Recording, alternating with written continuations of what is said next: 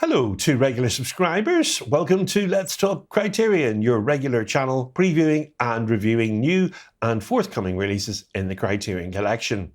In this edition, I'll be taking a look at the latest from the Janus contemporary range, with two companion features, one directed by Wim Wenders and the other by Luba Playoust. That's Room 666 and Room 999, coming to Blu-ray in the collection. Is cinema a language about to get lost, an art about to die?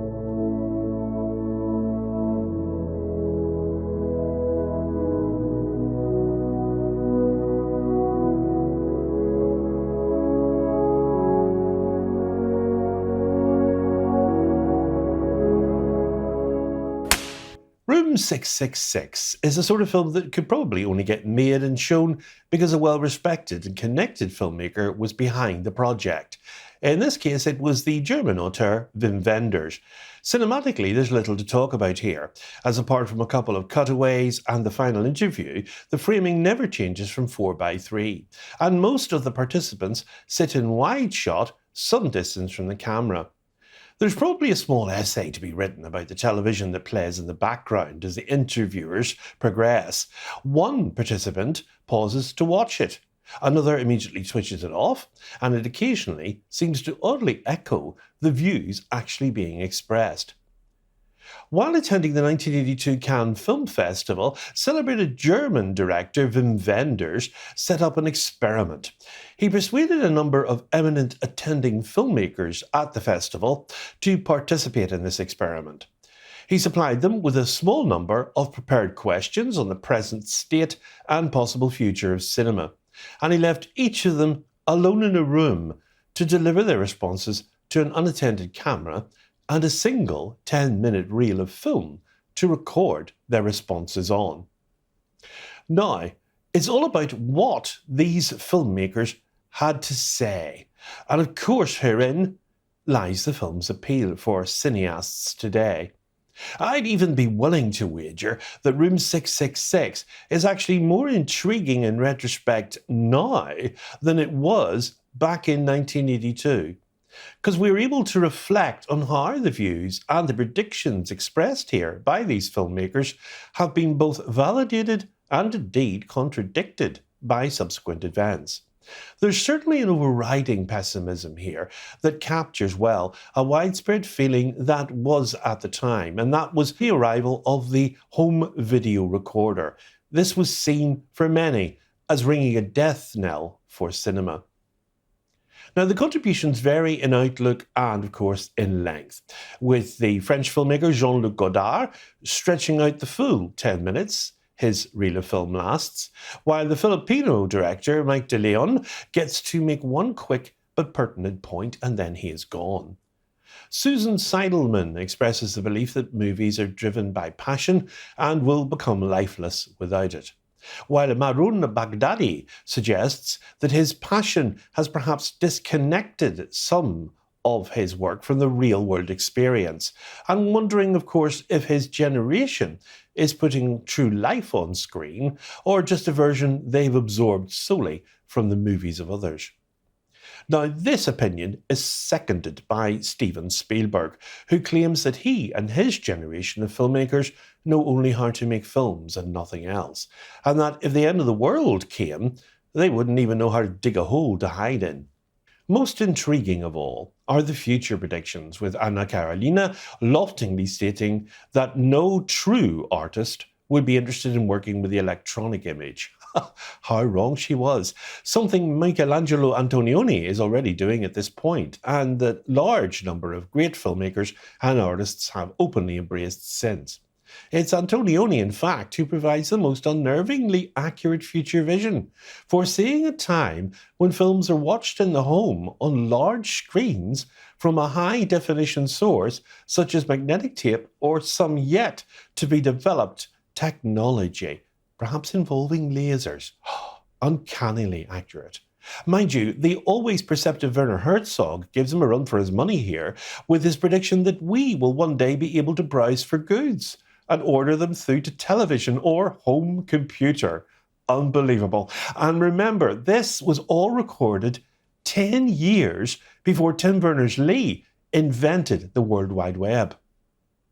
Now, there are also some sobering moments here as well, including what was very likely the very last appearance on film of Rainer Werner Fassbinder, who committed suicide, sadly, just 3 weeks after he recorded his interview. And Wenders leaves us with a taped contribution from the Turkish director Yilmaz Güney, who at the time was facing extradition and was unable to leave his place of refuge. Güney summarizes the view of many of the contributors when he states that independence and the artist's vision is steadily being crushed by the monetary factor, and warns that in Turkey, progressive blooming cinema is constantly being suppressed, banned, punished, or silenced by some dominant forces. Now, it would actually be hard to recommend a film as cinematically static as Room 666 as a must-buy to anyone, but the most dedicated cineast, of course, were it a standalone disc. Now, there of course has been a version of this in Anchor Bay's US box set, which included a commentary that provided additional information on the participants, and that's sorely missed here. But as a component of an already fine box set, it's an almost worthwhile inclusion. And though it may not provide much to look at, it does make for often fascinating listening. See if you can find that box set. It's available on eBay and various platforms. Lubna Playoust's Room 999. Now, this is a sequel of sorts to Wim Wenders' Room 666, made back in 1982, about the future of cinema. Now, while 1982 may have been comically premature to continue the clarion call about cinema's impending death, 2022, however, coming out of the COVID bubble and with TikTok as a festival sponsor, seemed a right time to revisit. Playoust recreates the same vignette in a slightly modernised room this time. The tube television, replaced by a flat screen, of course, and the camera now digital, with an artificially restricted 12-minute running time for each auteur. The group of filmmakers selected runs a deeper gamut this time round, quite literally articulating a changing complexion for whose films and which filmmakers become part of the conversation. That was compared to 40 years ago. The new documentary begins with Wim Wenders, and despite having had significant time through the years to reflect on the deep questions about the art form's continuing relevance, he has actually surprisingly little to share. Now, others like David Cronenberg are dismissive of the doom and gloom, seeing no difference at all between framing for the big screen and the small sets that directors now use in their video village to frame their shots. Joachim Trier, Asghar Farhadi, Arnaud Desplechin, Nadav Lapid, Claire Denis and David Chow, while some are more eloquent than others, the result is a mix of ennui and optimism, generating little in the way of truly profound responses to the actual questions. Now, that's probably the most positive sentiment from the entire project. The more things change, the more they stay the same. And while it remains a key question about whether or not we'll be having this discussion 4 decades from now, it's almost comforting to know that no one has any idea. The naysayers are no more correct than those blithely moving forward, making movies for us to enjoy in similar ways that we have for over a century. Now, neither Wenders nor Cannes put any pressure on Playoust about how she should approach the making of the documentary. She filmed the directors in a room in the Marriott Hotel, the Wenders documentary having shot in the Martinez Hotel. Now, what were the biggest technical and psychological challenges? Well, Playoust admits that she was uncertain whether all of the filmmakers would actually agree to participate in the documentary. She met Kirill Serebrennikov at lunch, and she pitched him there. And of course, she bumped into Nadav Lapid at a cocktail party. Now, she didn't want to be too pretentious, of course, about her plans, but she did emphasise to all the filmmaker subjects that she wanted them to respond really honestly to the question about the future of the medium.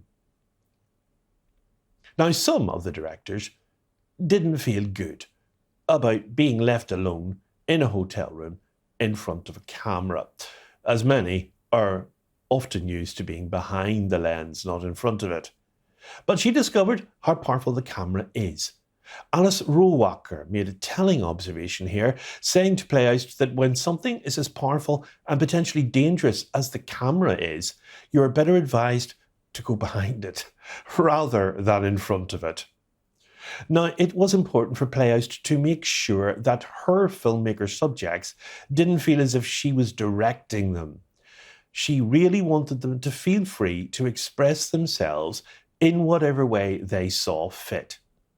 So everybody reacted really differently because, of course, they individually have their own relationship to this empty space and facing the actual camera. They don't really know what is going to happen. Some of them are overwhelmed, in fact, by it, and some others play with it. Now, Playhouse didn't actually watch any of the footage while it was being shot. She instead wanted to keep at a safe distance from it until it was time to actually edit the footage together. And when Serebrennikov left the room after his particular interview was shot, he apologised to her. She couldn't understand why he did this. She thought maybe he had broken the camera.